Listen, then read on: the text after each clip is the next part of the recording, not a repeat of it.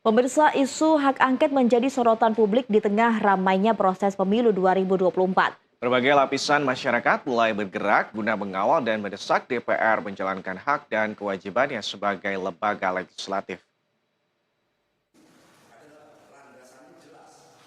Isu hak angket menjadi sorotan publik di tengah ramainya proses pemilu 2024.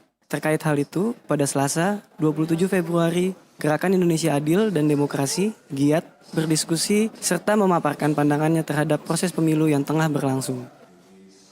Diskusi tersebut dihadiri berbagai narasumber yang membahas mengenai 30 nama anggota DPR yang didorong untuk mengajukan hak angket di DPR. Salah satu narasumber adalah Ray Rangkuti selaku Direktur Lingkar Madani 5 turut berkomentar perihal penggunaan hak angket dalam demokrasi pemilu.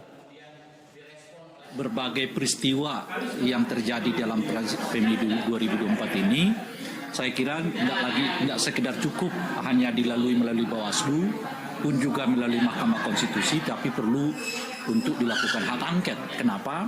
Karena ada dugaan penggunaan kekuasaan yang tidak patut, tidak tepat, alias ya mungkin punya potensi melanggar aturan sehingga oleh Presiden, dan oleh karena itulah dibutuhkan hak angket.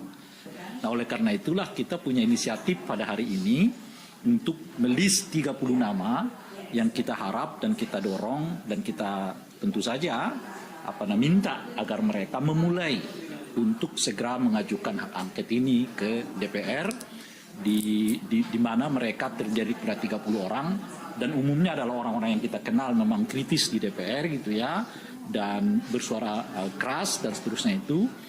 3 dari 30 orang itu sudah menyatakan siap dan 27-nya mungkin akan berkembang sewaktu. Nah, kita mungkin akan menyiapkan orang-orang atau tim lah yang kira-kira mencari tahu kesiapan mereka untuk terlibat di dalam penandatanganan ini gitu ya, dalam konteks pengajuan hak angket. Saya sudah menghubungi 3 nama, yaitu Ibu Irma Suryani, Pak Daniel Johan dari PKB, dan Bung Masinton dari PDI. Ketiganya sejauh ini ya berkomitmen untuk tanda tangan.